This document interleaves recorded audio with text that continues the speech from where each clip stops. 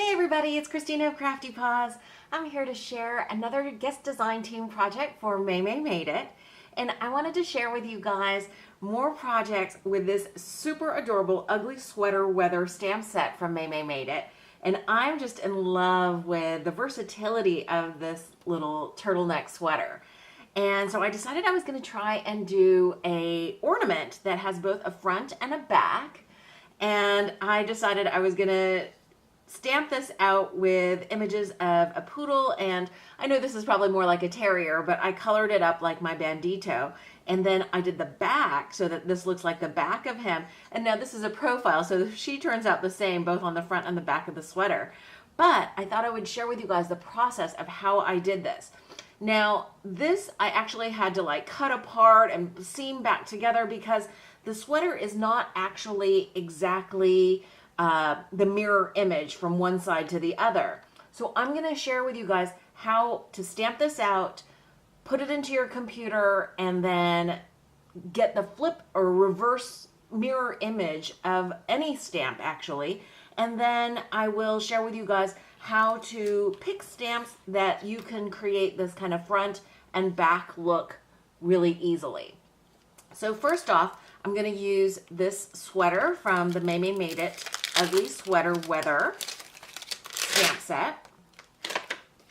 I'm using my Misty tool here to stamp out the sweater because I wanted to make sure that I got a nice crisp stamping.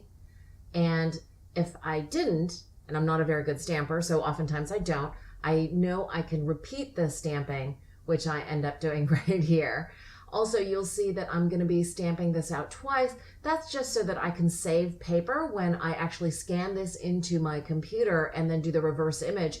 I know I can use the whole bottom part of the paper and not waste, more of this cardstock paper that I use for Copic coloring. So I'm doing this twice, and that's just an extra sweater. Here you're looking at my computer screen, and I'm going to just take Microsoft Word, open up a blank document, and then I'm importing a picture. And I'm importing it from my desktop, and this was the scanned in stamped image of those two sweaters. So here they are, and I'm going to go into Layout, click on that, and then you'll see over all the way on the right a button that allows you to reposition or realign the image. And I'm gonna flip it vertically so that when you look down here, now you see the sweaters at the bottom and the image is actually reversed. So I'm saving that as on my desktop as another document. This is a Word document, and I'm just labeling it ugly sweater, the reverse image of that. So now it's saved on my computer and I can print it out. I'm going to actually print it out in the full size, so I get rid of all of the margins before I print it out. But that's all there is to it. So these are the stamped images, and then this is what I reversed and showed you how to do just using Microsoft Word.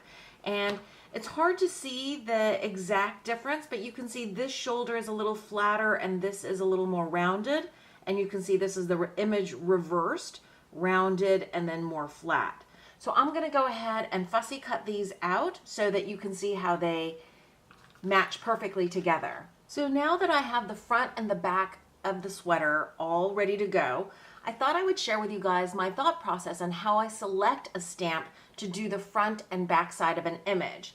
Now, I have been wanting to use this Craft stamp set because these kitties are so full of personality, and I thought in particular this one would be great to use for this ugly sweater because not only does he have a great expression for if I want to add little antlers or something, he could just be so perturbed, but also it's really easy. If I'm just going to stamp out the top part of the kitty on the front of the sweater, I can just erase out the face and the inside of the ears and the inside of where these little whiskers are and really get an easy backside of the kitty. So I've taken that stamp and put it on a plain acrylic block. I'm just going to use the front part of the sweater. I'll mask off the bottom part I'm gonna ink up the kitty.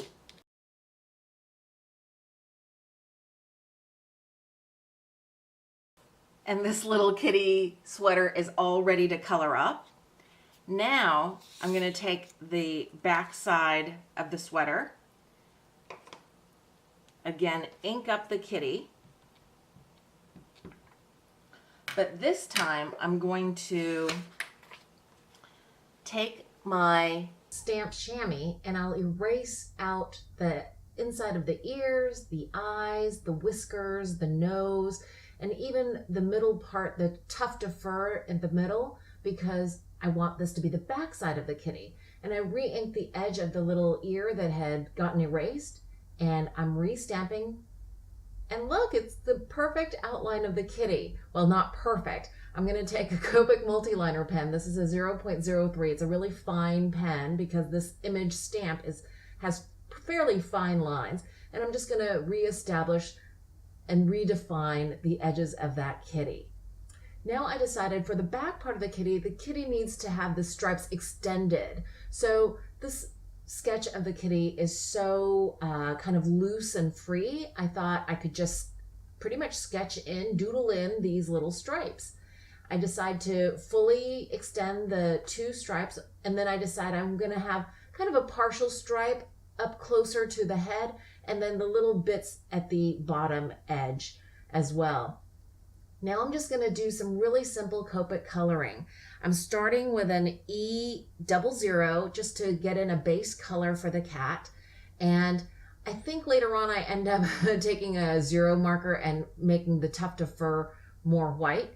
But before that, I'm adding an extra layer of color, just an E02, getting some shading in along the edges of the kitty, under the furrowed brow, and next, I'm gonna take some of the darker kind of orangey browns. So I'm using an E97 to kind of lay in the groundwork for the stripes, and then a slightly darker E99.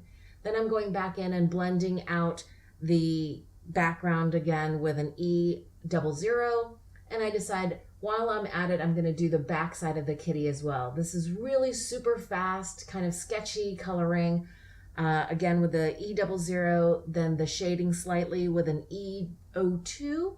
That's for the light areas of the kitty, just along the edges, and then the stripes with an E97. And I'm flipping the image over just so I can get the wisps in nicely in the direction that I want for the fur, and then an E99. And I decide I need a little bit more shading in those lighter areas. So I'm taking another color. This is an E11, which is slightly darker than the E02, and just adding some flicking so it looks more like fur and less kind of mottled. I forgot to color in those little bottom corners of the stripes, and that's looking much more like fur. I'm gonna do a little bit more of that with that E11, just getting in a little bit more shading. Sorry, my hand's in the way of the camera, so it's kind of blurred out the image, but you get the idea. I'm just adding flicking motions just to get a sense of texture for the kitty. And I'm gonna do that a little bit more. I add a little bit of darkness with an E97 around the stripes, and then the E11, again, for more texture for the furry look all around the background of the kitty. Reestablishing those little dark areas just because it got a little bleached out. And then now I decide I'm gonna make that little tuft of fur in the chest and around the muzzle. Sometimes cats have a more pale look around the muzzle. So I'm using a blending marker to get that more white. Now I decide the kitty's gonna have green eyes, so I'm using a YG7, and his expression is coming alive.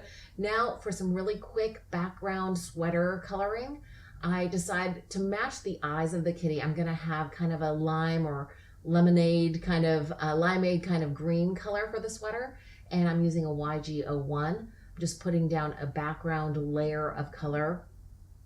Not difficult, no real technique there. And then I'm taking my darkest color, my YG17, and I'm gonna add dots in all the areas that I think are gonna be shaded. So the crook of kind of the armpit area, along the edges of the sweater, where the crook of the arm would be if you were wearing the sweater, and where the inside of the elbow would be, along the turtleneck, right along the brim there. If the sweater had some kind of folds or some undulating areas from the collar area. Now I've taken the next color down a mid-tone. So this is a YG03, and I'm adding more dots. These dots, I'm emphasizing more where the shadowed areas are. Again, where the YG17 was, I'm adding more YG03, but I'm also adding these dots all over the sweater. Not as many in the other areas, but just a sense to give a kind of sweater or boucle kind of texture to the sweater. Now I'm taking the O, again, the colorless blender marker, and I'm bleaching out some dots, especially in the areas that are the lightest in the sweater. And that again just adds an extra layer or visual texture to the sweater by bleaching out those little dotted areas with that colorless blender. Now I decide that the bottom cuff of the sweater, the cuffs of the arms, and the turtleneck area, I want to have more of a stripe, so that this area is going to match perfectly with the kitty's eyes. And I'm just alternating every other stripe with this YG17. Now I decide for some more detail on the eyes. You saw me really quickly just adding some little speckles with a distress marker. And now I'm going to take my Memento Tuxedo Black marker and go all along the edges of the sweaters. I'm doing it to both of them, and that really hides a multitude of sins in terms of kind of slightly off cutting. And now I'm taking my favorite glue, the art glitter glue, which you can also buy at Maymay Made It. And I'm putting the two pieces back sides together. And now I'm taking a little hole punch. This is a smaller hole. This is a 1/8 inch hole. And I put that at the top of the turtleneck sweater collar. And now I'm just taking some seam binding. This is some hand-dyed seam binding that I had in my stash. It's lemon lime color. And I'm just putting it through that little hole and making a little loop. Now to add some extra embellishments to this, I decide I'm going to add some white jingle bells, and I'm using some embroidery thread. And I thought this color, it's kind of a orangey, pale orangey color, coordinated nicely with the little colored kitty cat. And I'm tying those two little jingle bells at the top of the loop, the seam binding loop, and I'm going to tie a little bow with this embroidery thread. And that's just to kind of add a little extra, something to the ornament. And now I've decided I'm going to add antlers to this kitty. And I'm taking a hole punch. This is an EK Tools deer head punch. And I've cut that out several times. And then I've kind of aligned it on the front of the kitty, kind of as if the antlers are coming from behind, like if it was on like a headband of some sort. And I'm gluing on each of these little antlers onto the front kitty image. And again, this fine tip nozzle on this glue is perfect for gluing on really intricate pieces like this.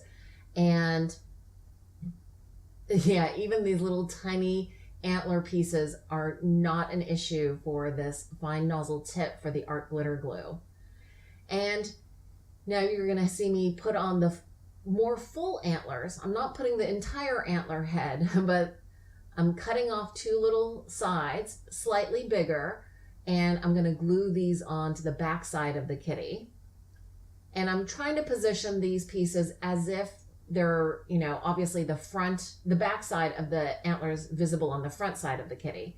And now I'm going to hand fussy cut out a little headband piece, so to hide the areas of the antler on the back side of the kitty, and also so that it looks like, the kitty's got these antlers attached like on a headband of some sort. And that's just freehand fussy cutting. And just to add a little something extra to these antlers, I'm going to add a little shine with some glossy accents and wait for that to dry. And then So these are my two ugly sweater weather ornaments. And as you can see, this one's a little bit smaller because I hadn't done that reverse image step, and I had to like kind of cut them apart and piece the sections together. But I like how both of them came out. I hope you guys will give this a try. There's so many ways to decorate these ugly sweaters, and to do that kind of reverse image thing is so fun, and I think whoever you give these kinds of ornaments to would really love them. I hope you've enjoyed this process video. If you did, please give it a thumbs up, and don't forget to check out Maymay Made It's shop. And thanks so much for watching. I hope you guys are having a wonderful crafty day.